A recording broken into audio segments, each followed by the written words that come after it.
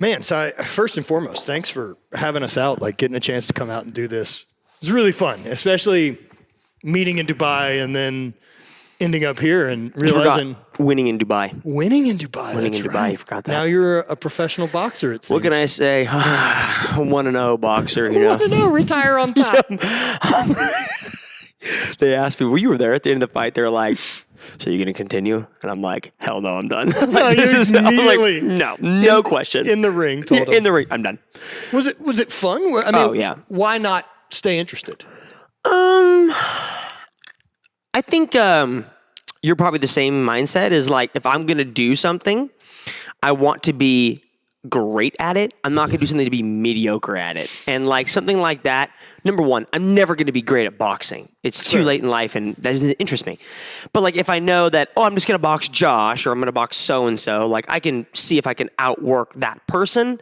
But the amount of time to do that, to be good at that, it just takes away time from other things that I'm great at. And that you'd like doing. That I enjoy doing or I'm good at doing. Right. Don't get me wrong, like learning, I've always enjoyed learning new things. Like right now we're learning how to firearms and we're learning this. And learning boxing was really cool and I wouldn't change it. It was a great opportunity. My wife and I were talking about that last night about, man, what a cool opportunity to be invited to go to another country. At the time, it was not supposed to be in another country, but whatever. Yeah. It got away from everyone. It was like 9 different places.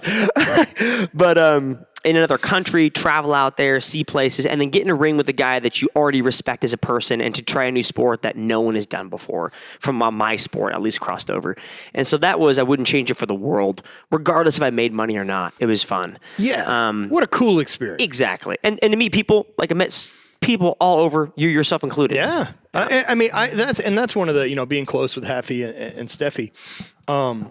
That's what I told them was like, what a cool experience, right? That you got to jump over, cross gaps of sports, and get to experience a real fight. Mm-hmm. Like this wasn't a rink-a-dink thing in a small gym that no one saw. Like this got to be a pay-per-view. You got to have a walkout. Like you got to really train for it and travel and have warm-up camps and have to do press. And like, dude, it's a real deal. It was a real deal. I'm hoping, I think Josh and I talked about it. Our hope was that people realize that what frustrates me about my sport, and I'm sure you'll probably say the same thing for yours, is people get so caught in the, I'm only here to do CrossFit. I'm only trying to be good at Fran. I'm only trying to be good at how many keeping pull-ups can I do. And they keep their fitness inside these 4 walls, and they never take it out and try it. Like take your fitness, your strongman, or your CrossFit abilities, or whatever, to go try something. Go try a race. Go run a race. Go run a bike. Go whatever. And people don't do that. No. So what I was hoping is like people see like, yo, I'm going to take my CrossFit abilities and does it carry over? Absolutely not. But the fitness sure helps, right? Yeah, cardio definitely helps. Cardio helps. And we're going to take it and apply it to a sport that isn't even remotely in the same category. It's a fighting sport. It's a boxing sport. No one's punched me during CrossFit. So that's kind of our hope. What Josh and I's hope is like, hey, go try something different with the fitness you have. No, and I love that.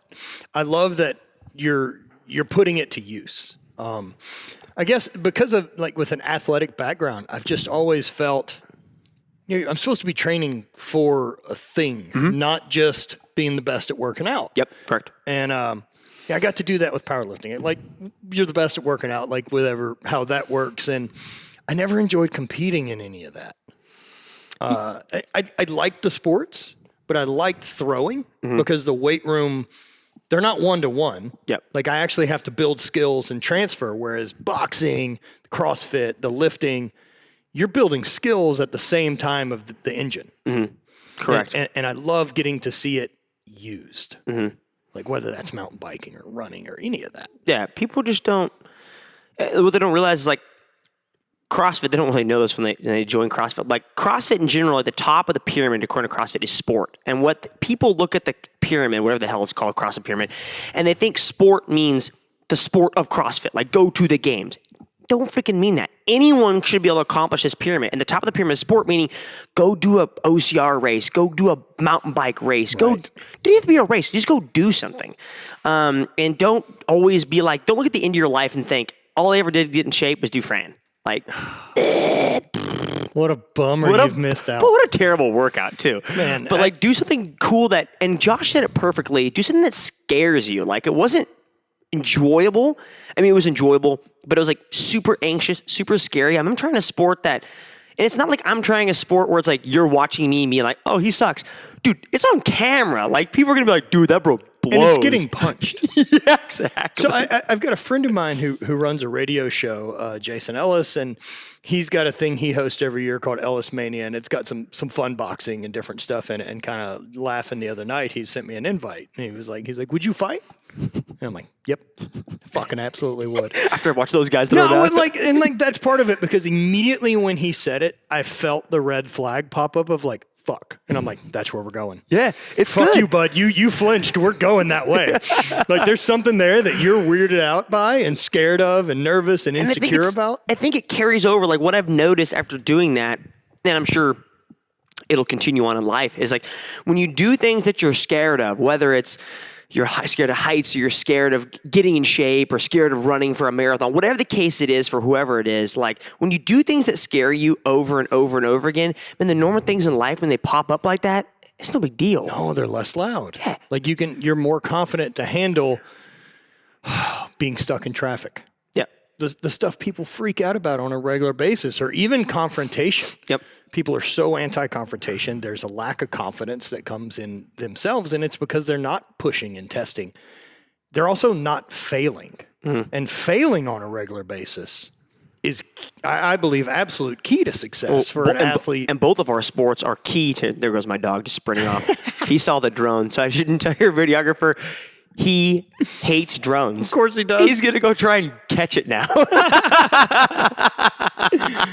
What are those legs going to do? He will try and bite it. Well, it's like a fun Frisbee. Look at him. He's like, Oh, man, what an idiot. That's great. But yeah, we both come from sports where failing happens all the time. Like, you have if to you think do it all about the it, time. like a boxer, for instance, like you learn by failing, whether it be sparring or competing, like probably doesn't happen as often, but like you and I could fail a lift 900 times a day, you know, like I can fail all the freaking time. Yeah, or take bad throws. Yeah, exactly. There's always bad stuff that can happen in our sports, and there are others too, but not very many sports can fail that often and learn from them. Well, I mean, even the stuff we did today shooting, right? Like occasionally there's a jam or any of these other things that pop up. I would also consider those are failures. And those things, as you get used to them, have to support you during the actual contest. Like, you have to fail to gain. Like, Well, it's almost, pardon me, it's almost like you train to fail too. So like for that sport specifically, because our sports, I can't really think of a time that in CrossFit where I would train to fail. like absolute failure. The only thing I could think of there is if you're doing something for time, you're kind of. You're kind of running the gas tank empty. Well, I guess for the shooting portion, I guess my example is like I will train for jams so that when I compete, I know, oh, it jammed. Muscle memory. Muscle memory. I can clear this jam. Whatever it is, I can train for these things. But I'm trying to think of something in our sports where like I'm going to literally train to fail something and then attempt to fix it via muscle memory. I can't think of other than like redlining completely and trying to fail a muscle up on purpose. Yeah, I mean, the only thing with games I can think about is kind of like weight over bar. Like you can fail that one just on nerves, just because you actually have to get it over a bar. Mm-hmm. And so the better you get at it, right, the more underneath the bar you stand because it's more efficient to throw straight up. Sure. But if it doesn't go over the bar, it doesn't count. Yeah. Doesn't matter if it had 3 feet of height. Yeah. And so like I lost a national championship. I had 6.5 points lead going into the last event because I couldn't get it to fall over the bar. Yeah, and then there's a good example. Like, I'm going to train something to fail. Yeah, and so when I got home from that one, I trained that event a lot. All the time. What I did to fix it, however, is so I went out at 14 feet for height, which normally like 17 feet's about where I would finish the day. Mm-hmm. So start at 14, 15, 16, throw at 17. And then because I missed it, like my remedy for never failing 14 again was I only go in at 15. Hey, if it works, it works. I never failed at 15. Never failed again. Yeah, I never just offered 15. So, but that's failing, right? Like, and that I think it matters. Failure is such a better teacher to prepare you for stuff to happen in the future. If everything goes well, great. Yeah, but it always has to go well. For that, right? Yeah. You have to train for failure. Absolutely. Yeah, you have to train for those things.